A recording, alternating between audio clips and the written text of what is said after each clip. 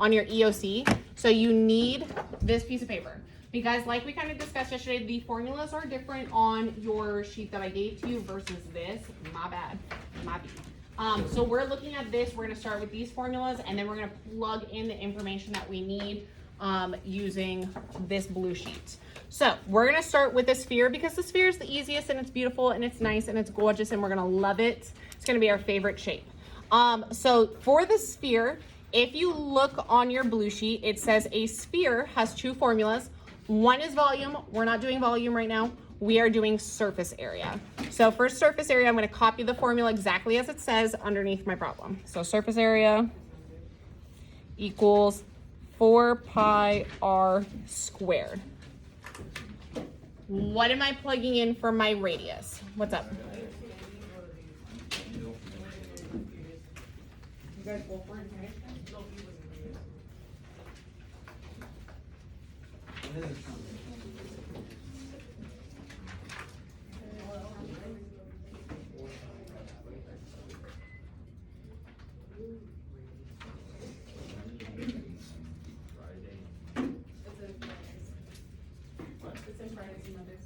No, I said I didn't.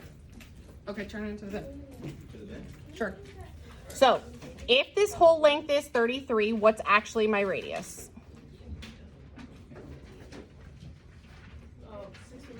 16.5. So I'm going to take my 16.5. I'm going to plug it into my formula. This one's nice because the only thing I need to plug in is my radius. Now, the catch is you need to make sure you do your exponents first. PEMDAS for life. So if I simplify my exponents first, I'm doing 16.5 squared, which is 2, oh crap, I wrote 2. This is supposed to be pi.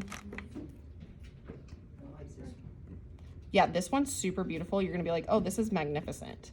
So 16 squared is 272.25. I'm literally just gonna use my calculator and multiply by pi, multiply by 4. You can do it all in the calculator at once. This one is 304 or 3,421 point, we'll just say 2 centimeters squared. So compared to yesterday's, that is literally magnificent. The formula is just 4 pi r squared. So the formula is 4 pi r squared. You don't need to have anything crazy. We're not doing circumference or anything, so that one's okay. We are going to go to the cone next. The cone has two formulas for surface area if you look at your blue sheet.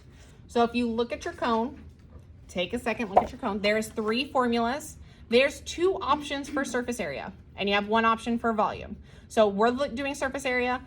They're both big B, they're both plus, they're both pi, they're both R. One has HS and one has L. If you look at the key, HS and L both mean slant height. It does not matter which one you use because they're the same. So I'm gonna use the one with the L just so it looks like I have one less thing that I need to plug in. So I'm gonna copy that formula. So surface area equals big B plus pi RL. Can you focus it? Yeah. Big B, this is why the formula at the top of your worksheet looks different from right here. Because big B is already plugged in at the top of your worksheet. Big B represents the area of the base. If it's an ice cream cone, what is the shape of the base? A circle. So when I do big B, I'm going to do it off to the side. I'm finding the area of the base. So if it's a circle, what formula do I have to use for area of a circle? Pi r squared. So depending on your base, you would have to change the shape, the formula. So in this case, my radius is 7, so this is beautiful. So I'm going to do 7 squared, which is 49. 49 times pi is 153.9. So big B equals 153.9. So 153.9. And then I'm going to bring down my plus. I'm going to bring down my pi. What is my radius in this case? 7. And then what is my slant height? 11.4. Now to take this one step further, I'm going to pause real quick. If, I don't want you to draw this on your picture, but if I had I'm gonna draw it with a pencil, so don't draw this in. If I had a height right here, that's not a slant height. If I told you that this was like 10 and I didn't give you the slant height, how could you actually find the slant height if you were given the normal height? Yes, so Pythagorean theorem, that's what we're gonna get into probably tomorrow, where we're going to have to find the slant height. Can't wait. I can't wait, I'm so excited. Can I get water? Yes, go ahead. Formula to find something? Yeah, it's the Pythagorean theorem. Because if I give you the regular height and I give you the base, then you can use Pythagorean theorem to find the slant height. No, I'm okay.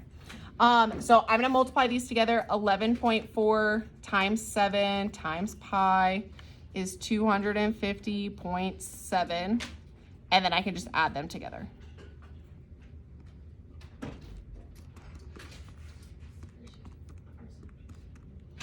So your surface area is 404.6 meters squared. So the cone's also not that bad compared to what we were dealing with yesterday.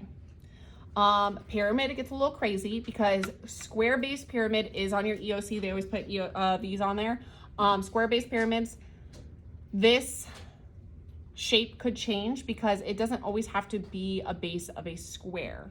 So same thing here with big B, you're gonna see in the formula could change based on the base. So because I have a pyramid, this is like Egypt, I'm gonna look at my reference sheet and I'm gonna copy the formula exactly as it says. So, where's my pyramid? Oh, here it is. So same thing, regular pyramid, I got options. I'm gonna choose the one with the L instead of the HS. It does not matter, it means the same thing. So I'm gonna use this middle formula. I'm gonna copy that down exactly as it says.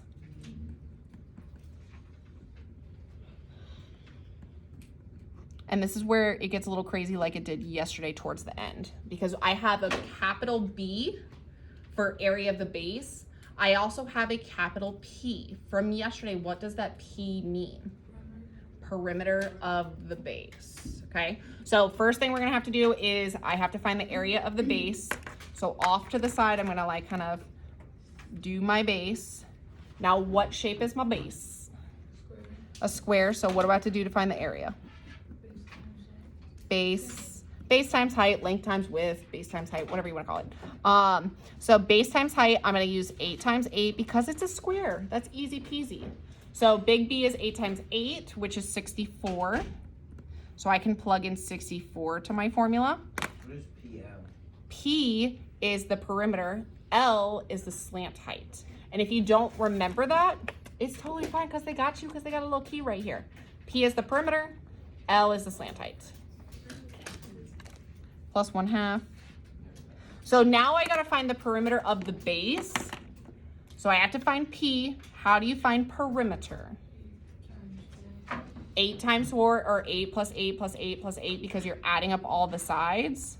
So you're adding up all 4 sides. If it was a triangle, you would only have 3 sides. You would still be adding up the triangle.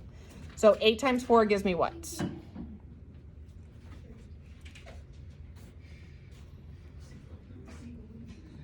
And then what is my slant height? 11.7. So I'm gonna multiply these together and then I'm gonna add 64 to it, and then I will be done.